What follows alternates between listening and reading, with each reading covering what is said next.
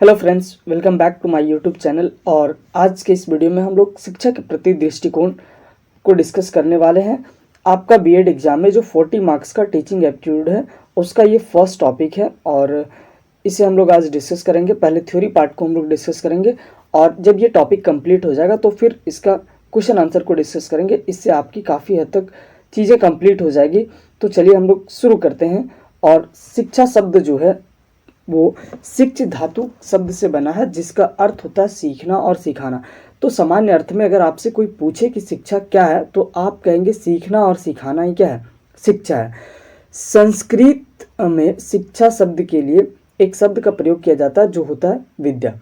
और विद्या का अर्थ होता है जिससे जाना जाए और शिक्षा का अर्थ होता है जिससे सीखा जाए। विद्या और शिक्षा सामान्यतः एक ही अर्थ के लिए प्रयुक्त किया जाता है, किंतु इन दोनों शब्दों में अंतर है। जैसे विद्या से तात्पर्य किसी विशिष्ट ज्ञान से संपूर्णता या दक्षता प्राप्त करना होता है, जबकि जो शिक्षा होता है उसका तात्पर्य ज्ञान के समग्र रूप से होता है। अंग्रेजी में इस शिक्षा शब्द के लिए एजुकेशन शब्द का प्रयोग करते हैं और एजुकेशन जो है वो लैटिन भाषा के एडुकेटम शब्द से मिलकर बना है। एडुकेटम का अर्थ होता है शिक्षण कार्य करना। एडुकेटम दो शब्दों से मिलकर बना है, ए प्लस डुको। ए का अर्थ होता है अंदर से और डुको का अर्थ होता है अग्रसर करना। अर्थात एडुकेटम या एजुकेशन शब्द का अर्थ क्या हो गया, अंदर से बाहर की ओर लाना।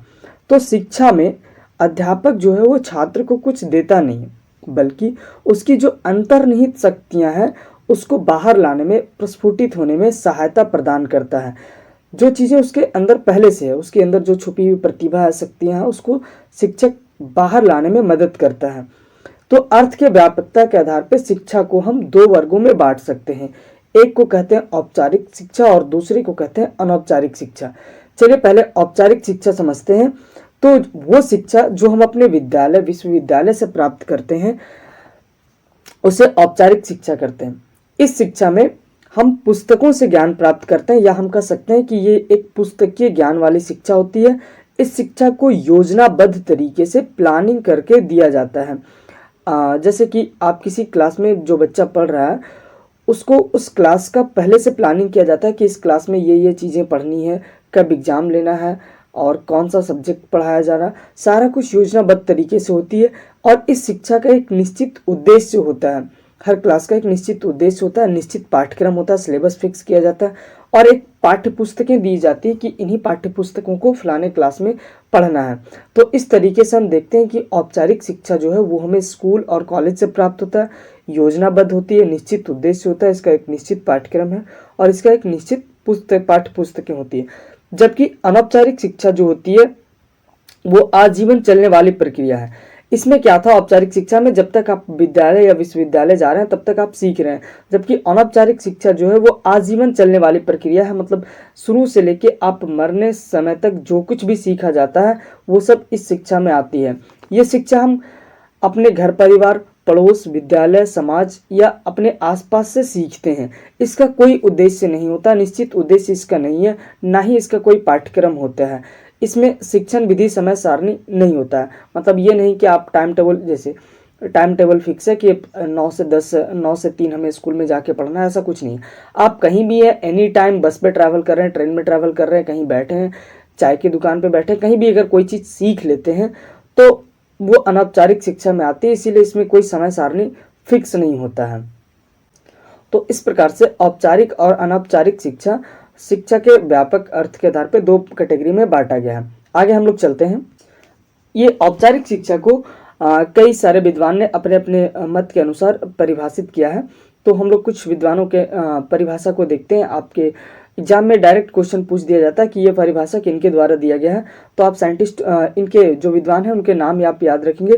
तो सबसे पहला ड्रेवर के अनुसार औपचारिक शिक्षा को इस प्रकार से डिफाइन किया गया है कि औपचारिक शिक्षा एक ऐसी प्रक्रिया है जिसके द्वारा बालकों के ज्ञान, चरित्र व व्यवहार को एक निश्चित दिशा तथा रूप प्रदान किया जाता है। जबकि मैकेंजी के अनुसार संकुचित अर्थ में शिक्षा का तात्पर्य हमारी शक्तियों के विकास और सुधार के लिए चेतनापूर्वक किए गए प्रयासों से है। ये दोनों के अनुसार था। और अनौपचारिक शिक्षा मैकेंजी के अनुसार इस प्रकार है कि अनौपचारिक शिक्षा एक प्रक्रिया है जो जीवन पर्यंत चलती है, तो हम लोग उसमें भी देखें कि जो अनौपचारिक शिक्षा है वो जीवन पर्यंत चलने वाली है, मतलब जन्म से लेकर मरण तक चलने वाली एक प्रक्रिया जीवन पर्यंत चलती है और जीवन के प्रत्येक अनुभव उसके ज्ञान एवं भंडार में वृद्धि करती है। रेमांड के अनुसार अनौपचारिक शिक्षा को इस प्रकार से डिफाइन किया गया है कि अनौपचारिक शिक्षा विकास का वह क्रम है जो बाल्यावस्था से परिपक्वता तक चलता है, जिसमें मानव अपने आप को आवश्यकता अनुसार धीरे धीरे भौतिक, सामाजिक और आध्यात्मिक पर्यावरण के अनुकूल बना लेता है।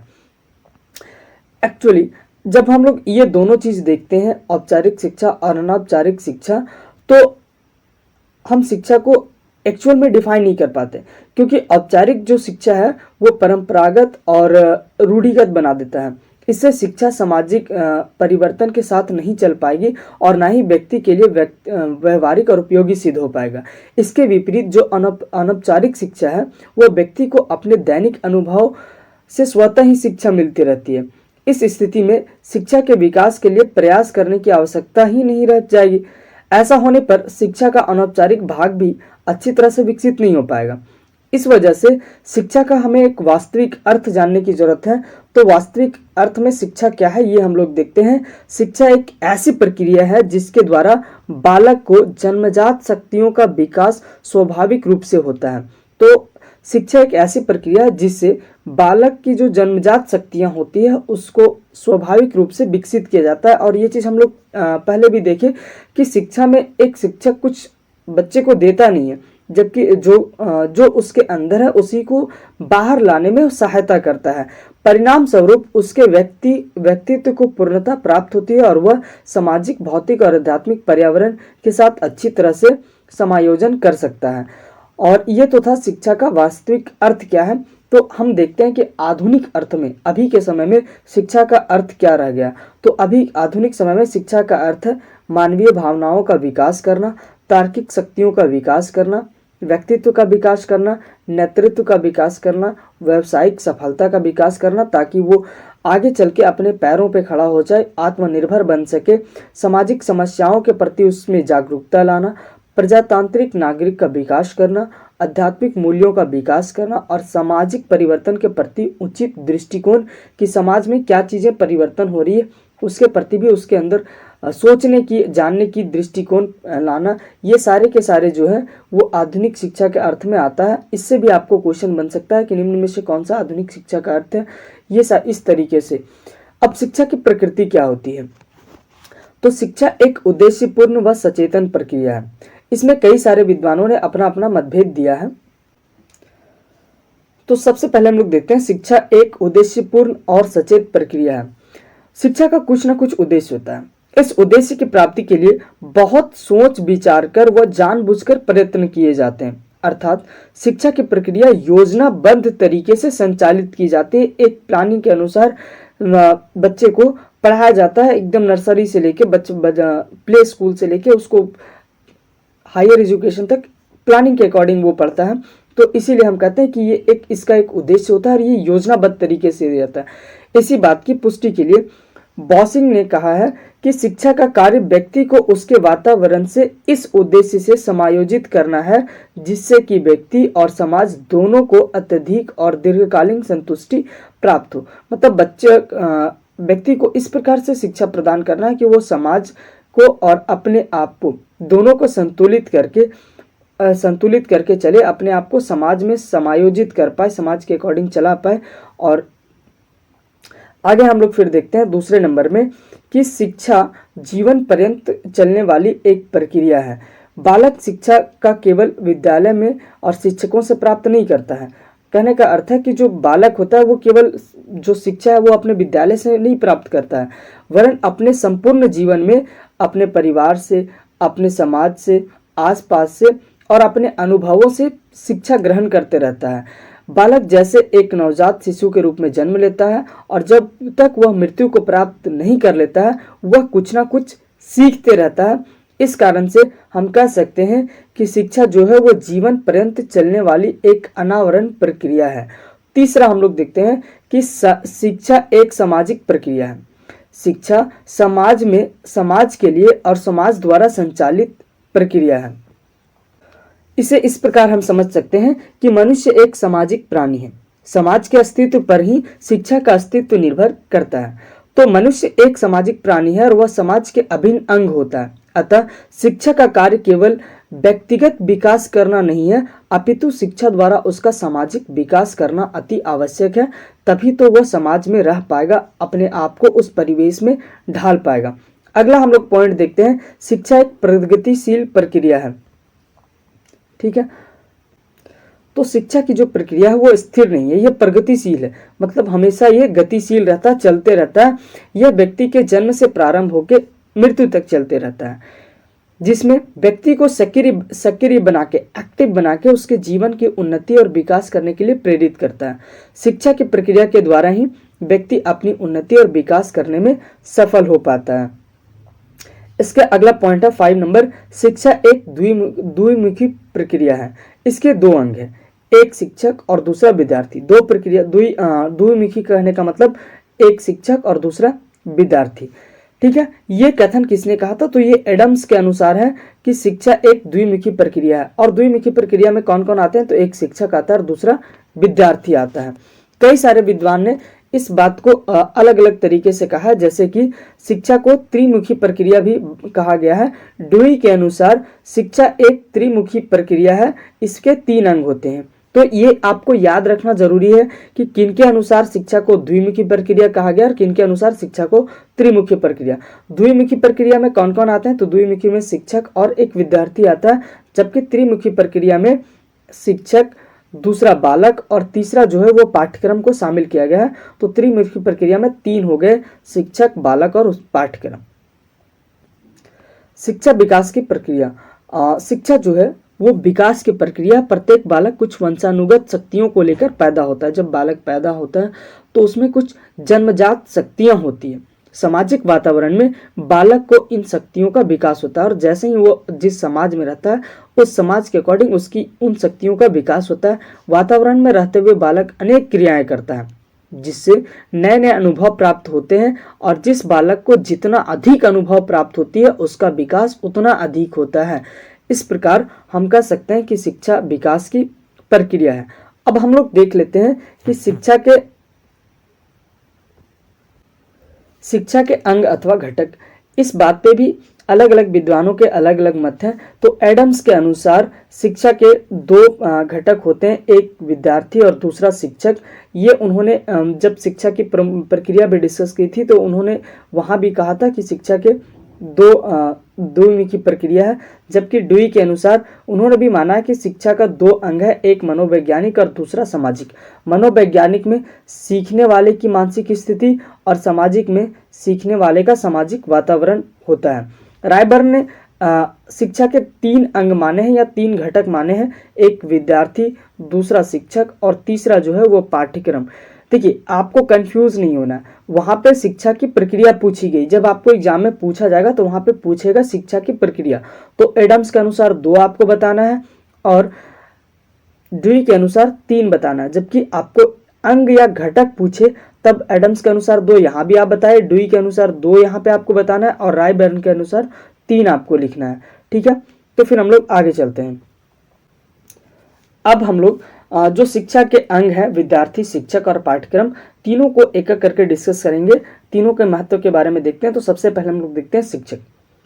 संकुचित अर्थ में, मतलब कम शब्दों में और कम अर्थों में अगर हम बात करें, एक निश्चित स्थान पर पूर्व निर्धारित शिक्षण विधियों द्वारा पूर्व निर्धारित पाठ्यक्रमों का ज्ञान देने वाला व्यक्ति विशेष को शिक्षक कहा जाता है। देखिए, शिक्षक को यहाँ पे डिफाइन किया गया कि शिक्षक हम किसे कहेंगे। तो पूर्व निर्धारित, पहले से जो निर्धारित शिक्षण विधियां हैं, एक निश्चित स्थान है, एक निश्चित पाठ्यक्रम है जो सिलेबस डिफाइन किया जाता है, उसको पढ़ाने वाला, उसको ज्ञान देने वाला जो होता है उसी को हम शिक्षक कहते हैं। लेकिन अगर हम इसका व्यापक अर्थ में देखें, ठीक है, ब्रॉड अर्थ में देखें, तो इस जो कोई भी, चाहे वो माता पिता हो, भाई बहन हो, मित्र हो, संबंधी हो, विद्यालय में पढ़ाने वाला, अध्यापक व समाज के अन्य व्यक्ति और वे समस्त जीव जंतु जिससे बालक ज्ञान की प्राप्ति करता है, वे सब शिक्षक कहलाते हैं।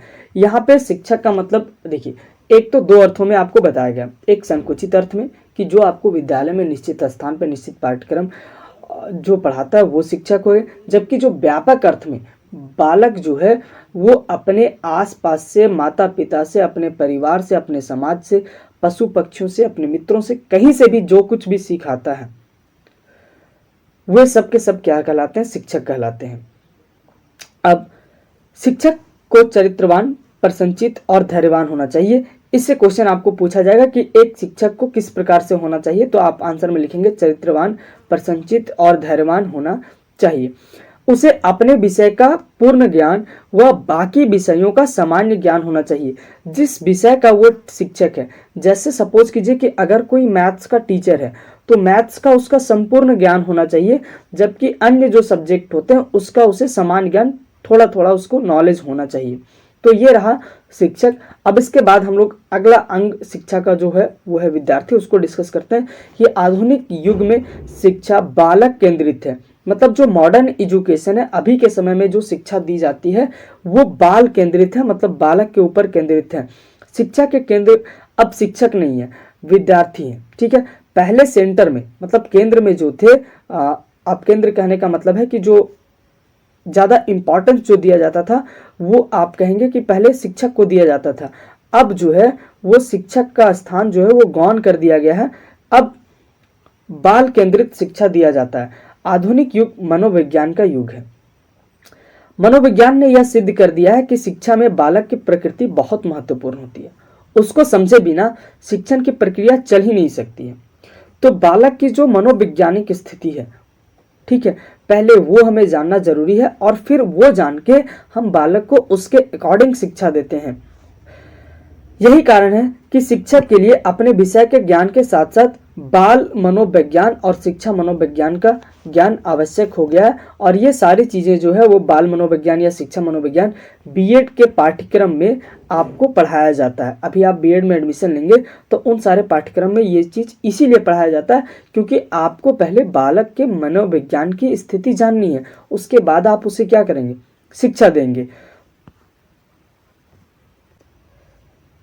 चूंकि शिक्षा, आधुनिक शिक्षा जो है वो बाल केंद्रित है, इस वजह से आज शिक्षा की समस्त योजनाएं बालक को ध्यान में रखकर बनाई जाती है।